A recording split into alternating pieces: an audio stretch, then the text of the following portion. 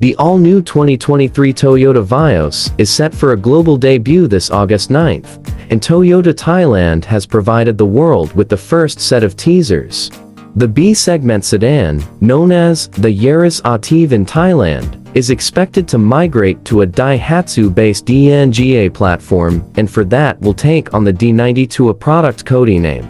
As for the exterior, the sporty design of the current generation has been replaced with a more mature and refined look. In fact, it has some resemblance with the Toyota Altis. It comes with LED headlights and sequential turn signal lights, a blacked-out upper grille, and a Lexus-ish lower grille. Also new is the side profile, now sporting a coupe look.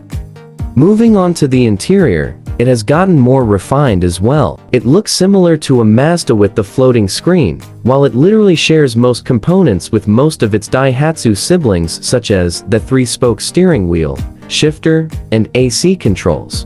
Toyota has not revealed what is under the hood yet. However, you can expect the current 1.5-liter 4-cylinder engine to be carried over.